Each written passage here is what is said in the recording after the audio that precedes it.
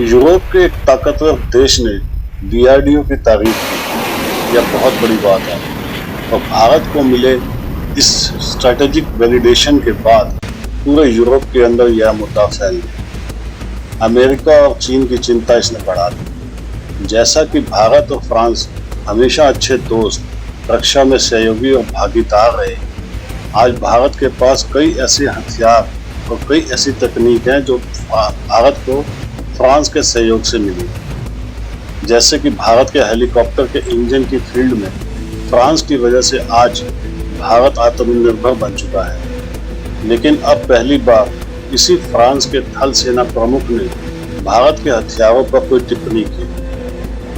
फ्रांसीसी सेना प्रमुख ने भारत के द्वारा ऑपरेशन सिंदूर में इस्तेमाल किए गए डीआरडीओ के हथियारों और डिफेंस सिस्टम की बहुत तारीफ की। उन्होंने मुख्य रूप से भारत के 3 हथियारों की जमकर प्रशंसा की। सबसे पहले डीआरडीओ के लॉन्ग रेंज सिस्टम को यानी कि पिनाका रॉकेट सिस्टम को फ्रांस के थल सेना प्रमुख ने बहुत ही दमदार बताया। उसके बाद भारत के स्वदेशी लोइटरिंग म्यूनिशन यानी हंटर किलर ड्रोन को युद्ध के नतीजे बदलने वाला हथियार बताया और उसके बाद भारत की काउंटर ड्रोन टेक्नोलॉजी को भरोसेमंद और बेस्ट क्वालिटी का बताया। यानी कि फ्रांस के सेना प्रमुख ने खुद अपने बनाए हथियारों से भारत में बने हथियारों को प्रमाणित किया और फ्रांस के सेना प्रमुख का ऐसा करना भारत के हथियारों के लिए स्ट्रेटेजिक वैलिडेशन बन गया। स्ट्रेटेजिक वैलिडेशन उसे कहा जाता है जब कोई देश बड़ी ताकत किसी दूसरे देश के हथियारों की प्रशंसा करे, किसी और देश के हथियारों को प्रमाणित करे, तब उसे वैश्विक हथियारों की बाजार में स्ट्रेटेजिक वैलिडेशन कहा जाता है। अब जैसा कि दुनिया के सभी देश अपने हथियारों को बढ़ा चढ़ाकर बताते हैं, लेकिन कोई देश किसी और देश के हथियारों की प्रशंसा करे, ऐसा बहुत कम होता है। किंतु यहाँ फ्रांस के सेना प्रमुख ने खुद भारत के हथियारों की प्रशंसा की और कहा कि भारत के स्वदेशी हथियारों ने खुद को युद्ध में साबित किया।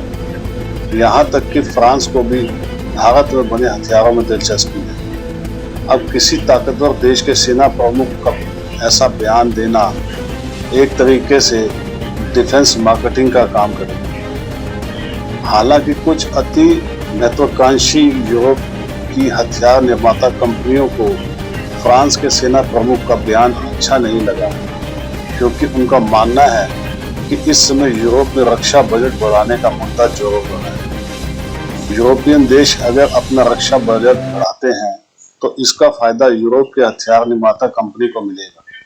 लेकिन अब फ्रांस के सेना प्रमुख ने भारत के हथियारों की जो प्रशंसा की है, वह यूरोप के उन देशों को अपनी ओर आकर्षित करेगा जो पहले से ही महंगे हथियारों को लेकर हंगामा कर रहे हैं। यूरोप पहले से ही महंगे और सस्ते हथियारों में बटा हुआ है। ऐसे में फ्रांस के सेना प्रमुख का भारत के हथियारों की प्रशंसा करना यूरोप की डिफेंस कंपनियों के लिए एक मुसीबत बन सकता है।